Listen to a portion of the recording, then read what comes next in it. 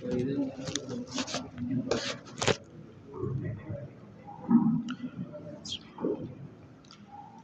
رب بالمصطفى بلغ مقاصدنا واغفر لنا ما مضى يا واسع الكرم يا رب بلغ مقاصدنا واغفر لنا ما مضى يا واسع الكرم هو الحبيب الذي ترجى شفاعته لكل هول من الأهوال مقتحم يا ربي بالمصطفى بلغ مقاصدنا واغفر لنا ما مضى يا واسع الكرم مولاي صل وسلم دائما أبدا على حبيبك خير الخلق كلهم يا ربي بالمصطفى بلغ مقاصدنا واغفر لنا ما مضى يا واسع الكرم يا يا أرحم الراحمين يا أرحم الراحمين فرج على المسلمين يا ربي بالمصطفى بلغ مقاصدنا واغفر لنا ما مضى يا واسع الكرم. Assalamualaikum warahmatullahi wabarakatuh. Bismillah walhamdulillah wassalatu wassalamu ala sayyidina Rasulillah Muhammad ibn Abdullah wa ala alihi wa ashabihi wa man tabi'a hudahu wa mawala wa la hawla wa la quwwata illa billah. Alhamdulillah, hadirin bapak-bapak semuanya, syukur kita kepada Allah Subhanahu wa taala atas sekian banyak anugerah dan juga limpah rahmat yang telah diberikan kepada kita semuanya hingga saat ini kita masih diberi kesempatan oleh Allah untuk bisa bersama mengaji dan mengkaji Al-Qur'an. Semoga majelis kita ini akan diberikan rahmat oleh Allah Subhanahu wa taala. Dan sebelumnya kita baca suratul Fatihah agar jamaah kita yang saat ini sedang sakit, jamaah kita yang mungkin masih ada halangan untuk bisa bersama dengan kita, diberi kemudahan oleh Allah Subhanahu wa taala, dan apa yang kita kaji, kita pelajari diberi kemudahan juga oleh Allah untuk bisa mengamalkannya. Ala hadhihi niyyah wa ala kulli niyatin salihah. Al-Fatihah. A'udzu billahi minasy syaithanir rajim. Bismillahirrahmanirrahim. Alhamdulillahi rabbil alamin. Ar-Rahmanir Rahim. مالك يوم الدين إياك نعبد وإياك نستعين اهدنا الصراط المستقيم صراط الذين أنعمت عليهم غير المغضوب عليهم ولا الضالين آمين. Bismillahirrahmanirrahim. Ayat ke-75. Afatatma'una ayyuminu lakum. Sudah ketemu ya? Ayat ke-75. Sudah?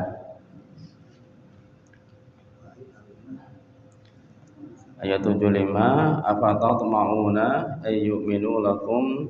Kita baca terlebih dahulu bersama-sama. A'udzu billahi minasy syaithanir rajim.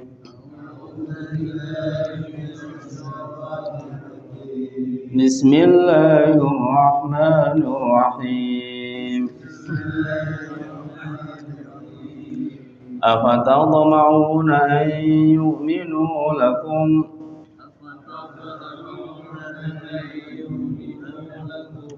wa qad kana fariqun minhum yasma'una kalam Allah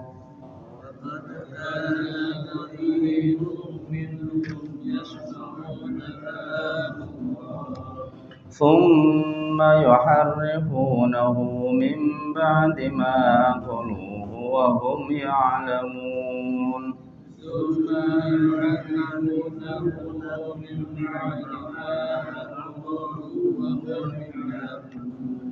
وإذا لقوا الذين آمنوا قالوا آمنا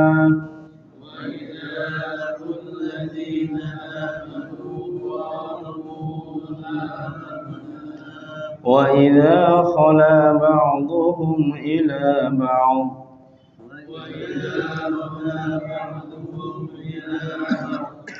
قالوا أتحدثونهم بما فتح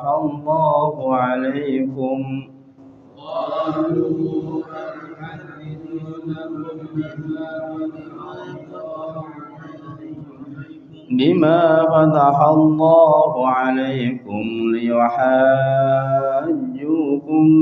به عند ربكم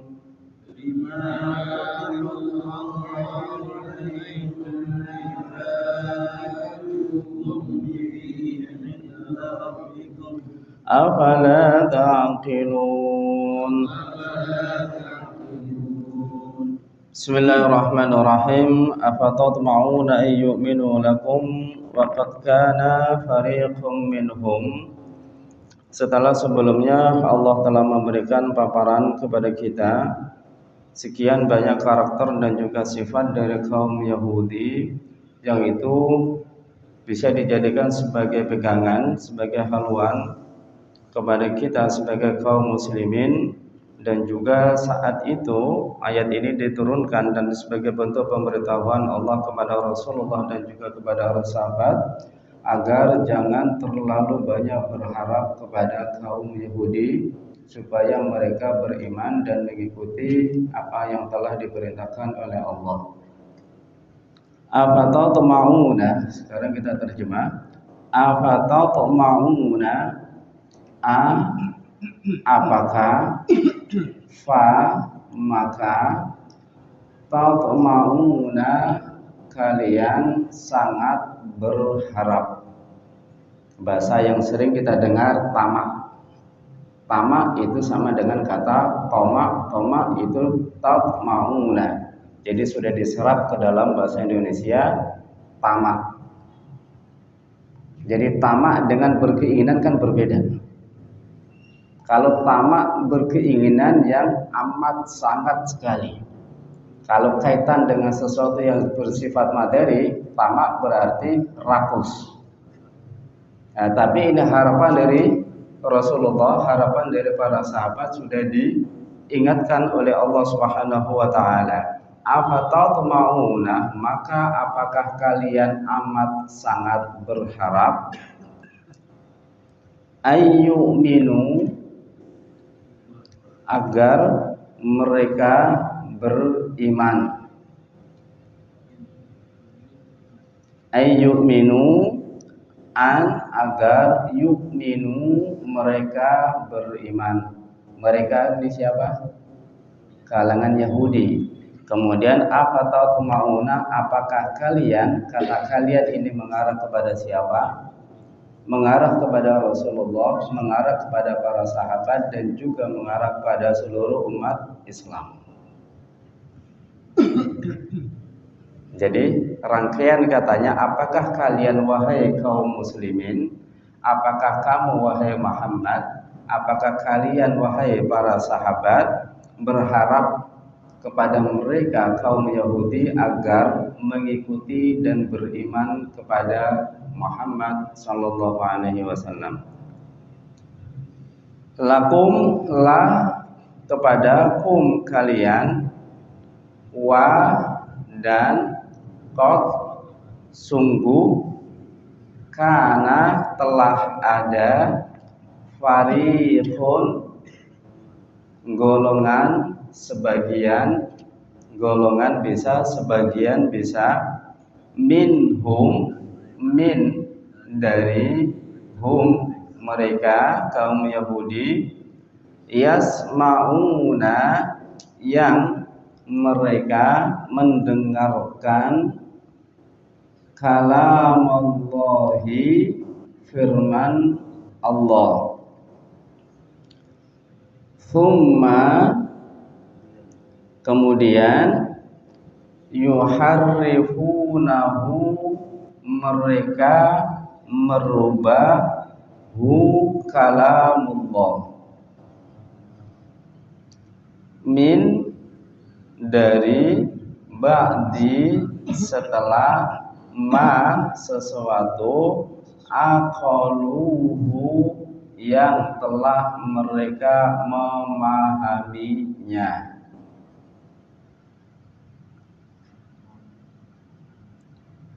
Wahum dan hum mereka kaum Yahudi ya'lamuna mengetahui. Sepintas sudah ada gambaran.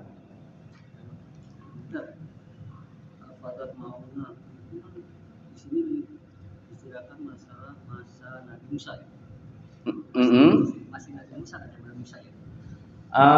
Ini sudah bukan mengarah kepada kisah Nabiullah Musa alaihi salam, cuman intisari yang ingin dikasih tahukan oleh Allah kepada Nabiullah Muhammad dan juga kepada kaum muslimin ketika itu, gambaran-gambaran karakter dan sifat Nabiullah Musa dan juga karakter sifat dari kaum Yahudi terhadap risalah yang telah diberikan oleh Allah kepada Nabi Musa dan telah diberitakan, dikasih tahu kepada kaum Yahudi bagaimana respon mereka, bagaimana tanggapan mereka.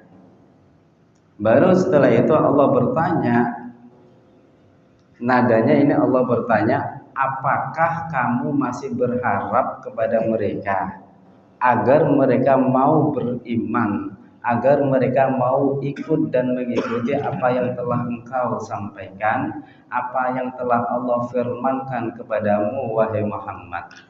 Sementara kalian wahai kaum muslimin telah memberitahukan dan telah mengetahui bagaimana pola sikap tingkah laku mereka. Jadi ini pertanyaan ingkar. Jadi pertanyaan yang sejatinya itu tidak butuh untuk sebuah jawaban. Ada jenis pertanyaan yang memang pertanyaan itu butuh untuk dijawab. Ada jenis pertanyaan yang hanya sebatas ingin menguatkan atas keyakinan dan pemahaman kita.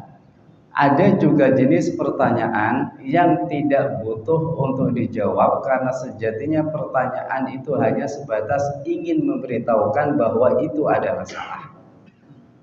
Nah, contoh pertanyaan ingkar misalnya, pada saat kita ada sesuatu di depan, di sini ada racun misalnya. Kemudian saya bilang, apakah kamu masih mau minum? Setelah saya mengasih tahu kamu kalau ini ada racunnya. Dan seperti itu. Afatatma'una, apakah engkau wahai kaum muslimin masih berharap kepada kaum Yahudi? Itu bahasanya seperti itu. Nah, mengharap kepada kaum Yahudi, kenapa wujudnya seperti itu? Karena sebelumnya Allah sudah memberitahukan karakter dan sifat mereka bagaimana. Bahkan sampai yang terakhir kalinya, yang ayat sebelumnya pada saat ada pembunuhan itu Allah sudah menunjukkan mukjizatnya, Allah sudah menunjukkan risalah kebenaran yang dibawa oleh Nabiullah Musa alaihissalam dan sudah mengetahui siapa pembunuhnya, toh mereka masih ingkar juga. Begitu pula pada saat Nabiullah Musa mengajak mereka, waqtara Musa sab'ina rajulan limiqatina, ketika Nabi Musa mengajak 70 orang di antara orang-orang terbaik dari kalangan kaum Yahudi untuk menghadap kepada Allah di bukit Turi Saina. Masih ingat yang lama? Kemudian di situ mereka meminta, wahai Musa, jika Allah telah berfirman kepada kamu, beri kesempatan kepada kami untuk mendengarkan secara langsung. Kami tidak ingin mendengarkan untuk yang kedua dari lisanmu. Kami ingin mendengarkan langsung dari Allah, sebagaimana Allah juga memperdengarkan kepada kamu. Ini permintaannya. Kemudian Nabiullah Musa alaihissalam memohon kepada Allah dan itu dipenuhi oleh Allah. Dan pada saat mereka diperdengarkan kalam Allah, namun posisi saat itu masih dalam kondisi gelap, sehingga mereka pun gak yakin apakah benar itu adalah kalamullah, apakah benar itu adalah firman Allah, bukan firman kamu, bukan kalam kamu, bukan ucapan kamu. Baru setelah itu mereka lebih dari itu ingin melihat. Lan nu'mina laka hatta narallah, kami tidak akan beriman kepada Allah sampai kami benar-benar melihat dengan mata telanjang. Pertama sebatas mendengar, setelah mendengar tetap tidak beriman. Kemudian minta diberi kesempatan untuk melihat secara langsung wujud Allah itu sendiri. Baru setelah itu mereka kena petir. Pada saat kena petir 70 orang itu kan meninggal semuanya. Disitulah Nabiullah Musa alaihissalam menangis dan memohon kepada Allah agar mereka dihidupkan kembali supaya mereka bisa kembali ke kampung halamannya dan berdakwah kepada orang-orang yang ada di kampungnya. Karena pada saat itu jika mereka semuanya dalam keadaan mati, pasti yang tertuduh adalah Nabiullah Musa, bahwa 70 orang tersebut telah dibunuh oleh Nabiullah Musa alaihissalam. Sehingga Nabi Musa memohon kepada Allah agar mereka semuanya dihidupkan kembali di tempat mereka meninggal dunia. Dan pada saat Allah menghidupkan mereka pun gak langsung 70 orang. Satu persatu mereka hidup, sehingga antara satu dengan yang lainnya bisa saling melihat proses kehidupan mereka sampai segitunya. Nah, sehingga dari sini afatatma'una, jika engkau telah melihat, mendengar, membaca sekian banyak pola sifat dari kaum Yahudi, apakah engkau masih banyak berharap kepada mereka agar mereka mau mengikuti engkau wahai Muhammad, agar mereka mau beriman dengan risalahmu wahai Muhammad? Ini satu titik, ya kan? Kemudian setelah itu, wa qad kana fariqum minhum yasma'una kalamallah, sementara ada di antara mereka sekelompok orang yang secara langsung mendengarkan kalamullah yang tadi. 70 orang tadi, dan 70 orang ini bukan kaleng-kaleng, bukan orang sembarangan. Mereka adalah kalangan-kalangan terhormat dari Yahudi. Mereka sengaja diajak oleh Nabiullah Musa agar bersama mendengarkan langsung firman Allah, menerima langsung titah dari Allah dan menyampaikan kepada kaumnya. Namun semuanya itu toh diingkari oleh mereka. Tsumma yuharrifunahu min ba'di ma aqaluhu wa hum ya'lamun. Karakter mereka juga, mereka mengingkari bahkan merubah dari apa yang telah difirmankan oleh Allah kepada mereka dengan semau mereka sendiri. Ini kita bisa melihat ketika mereka melanjutkan perjalanan dari Bukit Turi sampai ke Palestina. Kemudian Allah berfirman ketika itu, wadkhulu hadhil qaryah, dan hendaknya engkau memasuki tempat ini, kampung ini, kota ini dalam keadaan nunduk yang kemarin, sujud sambil membaca tasbih. Kemudian mereka yang baca apa? Hittah, tetumbuhan. Artinya perintah Allah untuk sujud, perintah Allah untuk rukuk, perintah Allah untuk membaca tasbih diubah buah-buahan, padahal perintahnya adalah Allahu Akbar, Subhanallah, Alhamdulillah, dan seterusnya. Ini satu bagian. Dan ini kan sudah gambaran-gambaran itu telah diberikan oleh Allah kepada kita semuanya. Gambaran telah diberikan oleh Allah kepada Rasul ketika itu, kemudian para sahabat ketika itu, dan kaum Yahudi saat ini kan masih ada. Kemudian mereka juga posisinya saat ini masih ada juga dan ada di Palestina saat itu. Saat itu kan sempat mereka hilang. Kemudian hadir lagi. Kan dalam sejarah mereka kan tidak ada dalam permukaan ini, kemudian mereka hadir lagi di Palestina itu, kemudian berbentuk Israel itu. Dan memang selama mereka masih ada, ya mereka akan senantiasa berbuat.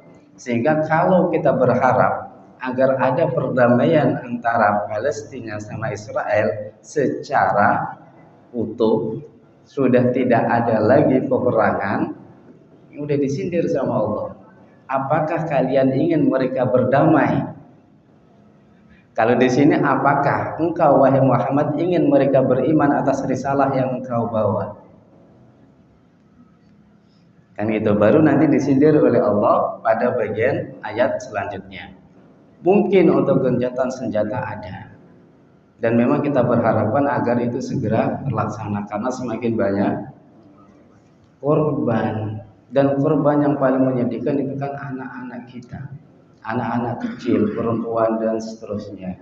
Peperangan apapun kita terlepas siapa yang salah, siapa yang benar, cuman kita tetap melihat korban-korban rakyat yang tidak tahu apa-apa, yang tidak pernah bersalah itu. Dan ini kan perlu peran dari negara-negara lain. Tapi untuk pure benar-benar damai misalnya, kayaknya sudah dinas. Oke. Pada akhirnya nanti, pada titiknya nanti itu juga akan dikuasai oleh umat Islam. Karena di situ kan masih ada nabinya sendiri, Nabiullah Isa alaihissalam. Akhirnya kan mereka diselesaikan juga dengan Nabiullah Isa alaihissalam. Kemudian itu masa-masa kejayaan umat Islam. Dan hadirnya Nabiullah Musa bukan bagian dari nabi mereka, tapi beliau ingin menjadi bagian dari umatnya Rasulullah. Makanya kalau saat sekarang di mana posisi Nabiullah Isa alaihissalam, wallahu a'lam. Kalau sebagian mengatakan Nabiullah Isa alaihissalam dinaikkan oleh Allah, dinaikkan kemana?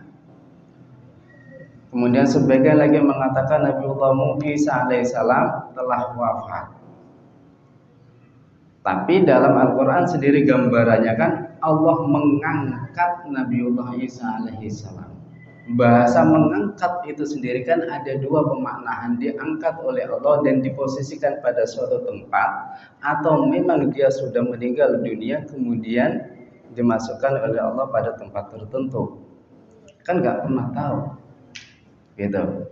Itu kan cerita-cerita dalam Al-Quran kan ada posisi daripada Nabiullah Isa alaihissalam. Cuman terlepas dari itu semuanya, hadirnya Nabiullah Isa ke muka bumi untuk kedua kalinya nanti, itu ingin menjadi bagian dari umatnya Rasulullah. Dan kita sudah menjadi bagian dari umatnya Rasulullah. Sementara Nabi Isa sendiri ingin jadi bagian dari umatnya Rasulullah. Karena apa? Begitu banyak rahmat yang diturunkan oleh Allah kepada umat Nabi Muhammad, dan itu hasil dari perjuangan Rasulullah SAW.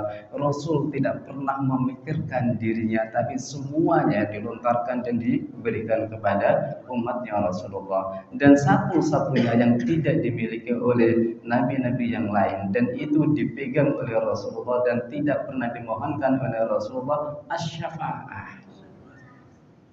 Kan setiap nabi diberi hak oleh Allah untuk meminta langsung kepada Allah, dan saat itu akan diijabah oleh Allah. Dan satu di antaranya, Rasulullah tidak pernah mengemukakan kalimat syafaat kecuali kelak nanti akan dimohon di hadapan Allah pada saat hari kiamat nanti. Hingga titiknya semua umat manusia mulai dari Nabiullah Adam alaihissalam sampai yang terakhir kalinya, kuncinya ada di Sayyidina Muhammad sallallahu alaihi wasallam. Allah jelas menyatakan beliau adalah awwalu man yadkhulu al-jannah, pertama kali yang akan masuk ke dalam surga, tapi beliau terakhir kalinya yang berkeinginan masuk ke dalam surga. Karena apa? Selama masih ada umatnya yang belum masuk ke dalam surga, beliau tidak mau masuk.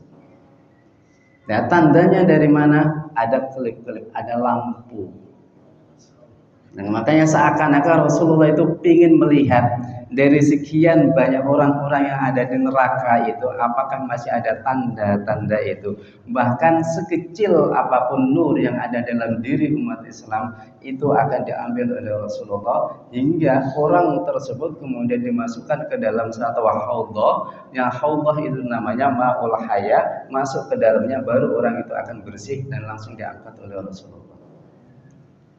Nah, ini kan perjuangannya Rasulullah gitu. Sampai proses meninggal dunia sendiri pun ketika malaikat Jibril tidak mampu melihat bagaimana Rasulullah menahan rasa sakit itu, hingga Rasul mengatakan, Jibril, apakah seperti ini rasa sakit yang akan dijalani oleh umatku nantinya?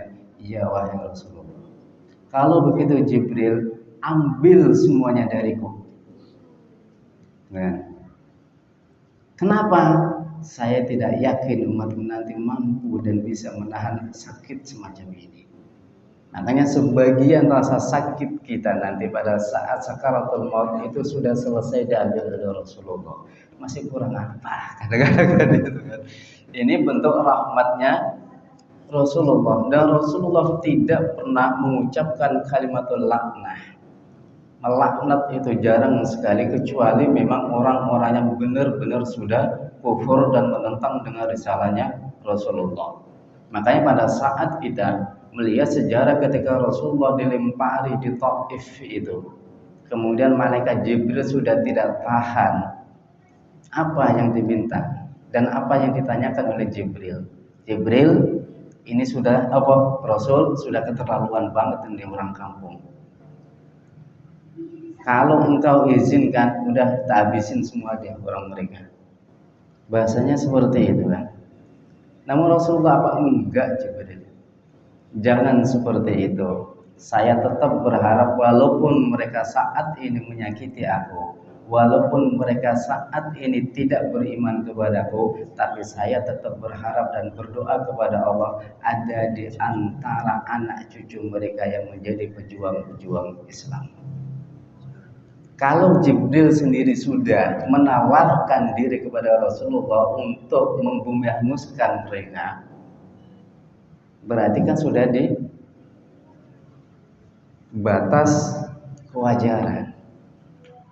Kan seperti itu. Nah, sehingga kembali lagi kepada kalimat ini, afatatma'una ayyuminu lakum, wahai Muhammad, wahai kaum muslimin, apakah kalian amat sangat berharap kepada mereka orang-orang Yahudi agar tunduk beriman kepada risalah dan ikut kepada kamu, sementara mereka sudah mendengarkan firman Allah, mereka sudah mendengarkan kalamullah, namun apa yang ia dengar, apa yang ia terima itu mereka merubahnya sendiri.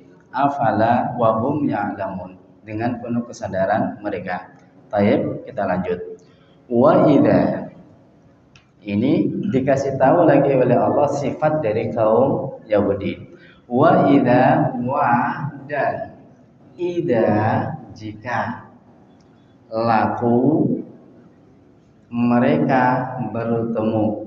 Kita mungkin sering mendengar bahasa liqa, sama. Kan sudah mulai banyak diserap ya. Laku bertemu.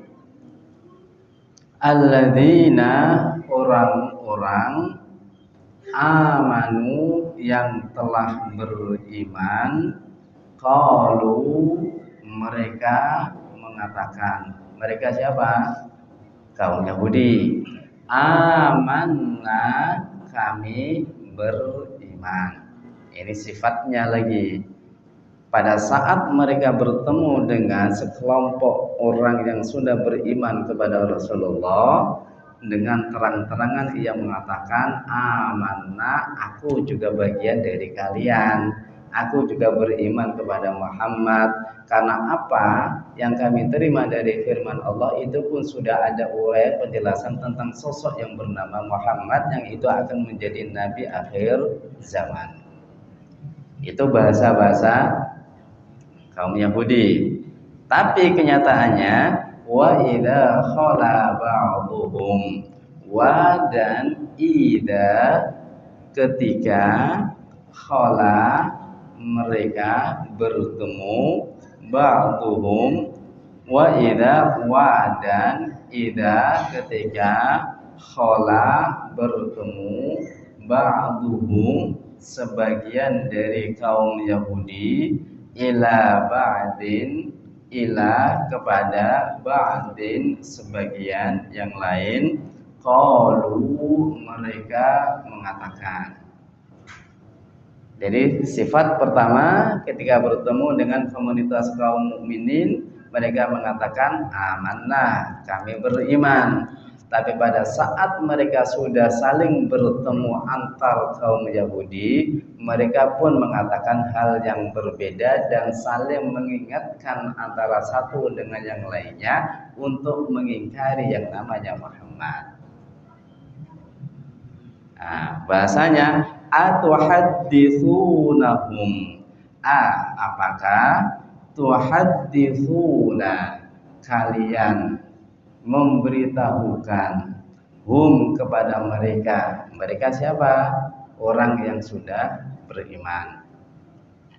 Bima atas apa fataha yang telah diuraikan Allahu Allah alaikum kepada kalian, liyuhajjukum, li agar yuhajjukum mereka menjadikan argumen hujjah kum bagi kalian, bihi dengan ma fatahallah dengan at-Taurat, inda di sisi rabbikum, rabbi Tuhankum kalian.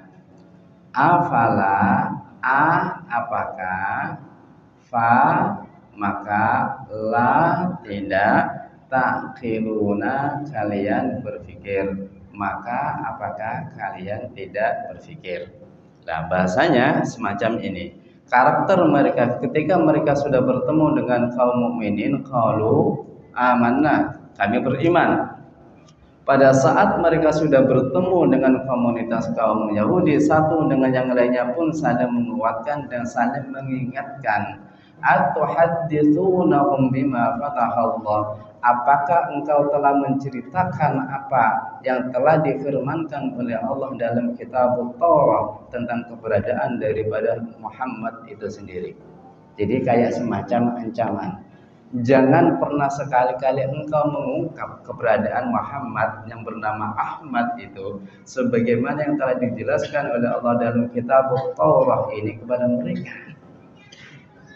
Jadi disimpan keterangan-keterangan asli yang mereka dapatkan dari Allah Subhanahu wa taala. Maka dari itu, pada saat kalau kitab Taurat kita sendiri mungkin belum pernah membaca ya. Tapi setelah itu kan ada kitabul Injil, ya kan, Injil. Kemudian itu menjadi bagian pegangan dari kaum Nasrani, baik Katolik maupun Protestan. Yang itu garisnya sama, Nabiullah Isa alaihissalam. Isa ini sebagai kelanjutan daripada Nabiullah Musa alaihissalam. Sekarang kitab Injil sendiri, apakah ada banyak perubahan di situ? Gitu.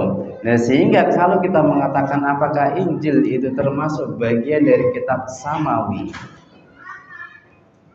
untuk yang sekarang ini tidak. Apakah mereka yang beriman dengan Injil itu termasuk bagian dari ahlul kitab? Bahasanya kan di situ bukan. Karena semua kitab samawi, semua ahlul kitab tetap mengacu pada nilai-nilai ketauhidan, nilai-nilai yang dibawa oleh Rasulullah, yang dibawa oleh para anbiya, dan itu sumbernya sama, min rabbil alamin, dari Allah Subhanahu wa taala.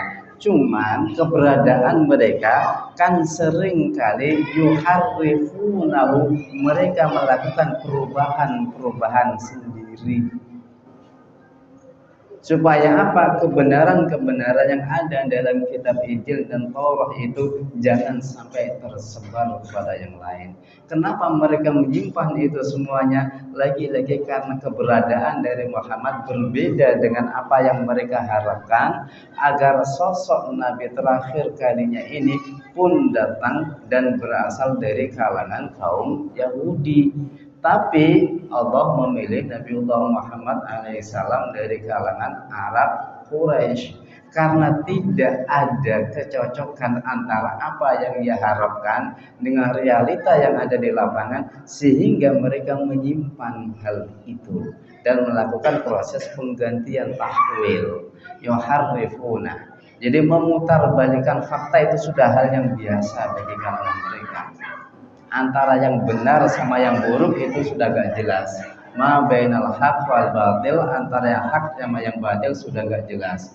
Dulu sempat Palestina tidak ada dalam peta, ya kan? Adanya Israel. Sampai sempat juga ada sebuah buku yang mengatakan bahwa ibu kota Israel adalah Al-Quds. Itu kan sempat, itu kan pola-pola yang mereka lakukan untuk menghilangkan sejarah aslinya itu semacam apa. Ya, sehingga berkaitan dengan hal semacam ini pun pada saat kita menemukan siapapun orangnya dari kalangan Nasrani, dari kalangan Yahudi, pada saat kita melakukan sebuah proses dakwah kepada mereka, satu sisi kita tidak pernah berharap banyak kepada mereka, namun aturan perintah untuk dakwah tetap harus dijalankan, terutama bagi kalangan-kalangan mereka yang posisinya sebagai orang-orang tertinggi di kalangan mereka, katakanlah asatid, masyayikh, atau mungkin pendeta dan seterusnya. Nah, namun di sisi lain pada saat kita ingin melakukan proses dakwah itu pun sudah diatur oleh Allah. Ud'u ila sabili rabbika bil hikmah. Satu, dengan hikmah, kebijaksanaan, keteladanan. Yang kedua, wal mau'izah, dengan pemberitahuan. Dan titik terakhir, kalau tidak mungkin keduanya ini, wajadilhum billati hiya ahsan. Ini yang perlu kita pegang. Kalau memang perlu melakukan perdebatan, silahkan melakukan perdebatan, tapi dengan cara yang terbaik. Bentuk cara terbaik itu apa? Perdebatan yang tidak melukai hati antara satu dengan yang lainnya. Kan indah ajaran Islam itu. Cukup kalau ente ingin mengajak orang-orang mengikuti ajaran-ajaran kebenaran dari Allah, keteladanan kamu kedepankan. Bila hikmah lebih mengarah pada keteladanan, makanya dakwah Rasul yang dilakukan itu lebih banyak keteladanan dibanding dengan kola. Makanya banyak para sahabat kalau riwayat hadis sami itu Rasulullah, ra'aitu Rasulullah, aku mendengar Rasulullah, aku melihat Rasulullah. Bahasa aku melihat Rasulullah ini kan secara langsung bagaimana Rasulullah bersikap, keteladanan beliau secara langsung. Maka yang dikedepankan di sini, ud'u ila sabili rabbika bil hikmah, ajak saudara-saudara kamu, orang-orang yang bersama dengan kamu, orang lain, ke jalan Allah bil hikmah, dengan penuh kebijaksanaan, kedepankan keteladanan. Baru setelah itu al-mau'idhah, kasih dia nasihat. Tapi mereka nggak mau juga, mau adu argumen, wajadilhum, boleh silakan adu argumen, tapi billati hiya ahsan, dengan cara terbaik, dengan tidak saling menyakiti, melukai antara satu dengan yang lainnya. Bahkan jangan sampai kalian mencaci Tuhan-Tuhan mereka. Wala tasubbul ladzina yad'una min dunillah. Jangan kalian mencaci mereka, orang-orang yang berdoa kepada selain Allah. Kan jelas. Karena ini terkait dengan sebuah keyakinan. Ini diantara orang-orang yang berbeda keyakinan dengan kita. Allah sudah ngatur caranya. Mau berdebat silahkan, tapi jangan melukai hati mereka. Dan jangan sampai kalian mencaci, Tuhan sesembahan mereka, padahal kita yakin apa yang mereka lakukan, yang mereka sembah itu salah, batil, itu pun dilarang oleh Allah. Wala tasubbul ladzina yad'una min dunillah, jangan kalian mencaci Tuhan-Tuhan mereka. Fayasubbul ladzina, karena pada saat kalian mencaci pasti mereka akan membalas. Caci balasan dengan caci, nggak akan ada hentinya. Ini diantara orang yang tidak seakidah. Sementara terkadang kita yang seakidah beda pemahaman, kenapa saling mencaci? Makanya titiknya kan sederhana. Lana a'maluna wa lakum a'malukum. Ente lakukan itu silakan. Saya melakukan ini sesuai dengan pemahaman kami, sesuai dengan referensi buku yang kami baca, sesuai dengan apa yang kami terima dari guru-guru kami, sehingga kita tumbuhkan nilai tasamuh, kita tumbuhkan nilai keterbukaan hati. Yang sesama muslim terkadang saling caci-cacian, apalagi deket-deket ini kan, semuanya nanti ada juga bagian ayat-ayat tertentu untuk mendukung dan menurunkan yang lain. Bahkan bisa jadi itu akan melakukan proses penafsiran. Siapa namanya dihubungkan dengan ayat, nanti dibuka ayat keberapa, kemudian ayat keberapa, oh dia dolim, oh dia dan seterusnya itu. Oh ya munafik. Ini kan sudah mulai menyalahgunakan posisi ayat Al-Quran itu sebagai hudan linnas, sebagai pemersatu, justru malah sebaliknya untuk kepentingan sesaat yang itu akan menjadikan perpecahan di antara umat Islam. Nah, semoga Allah senantiasa memberi kemudahan kepada kita menjaga negara kita dan juga mempersatukan kita semuanya. Dan awala ya'lamuna wallahu a'lam bishawab. Allahumma rahamna bil Qur'an waj'alhu lana imaman wa nuran wa hudan wa rahman. Allahumma dhakkirna minhu ma nusina wa 'allimna minhu ma jahilna warzuqna tilawatahu ana al-layli wa atrafan waj'alhu lana hujjatan ya rabbal alamin. Subhanakallahumma wa bihamdika asyhadu an la ilaha illa anta astaghfiruka wa atubu ilaik. Assalamualaikum warahmatullahi wabarakatuh.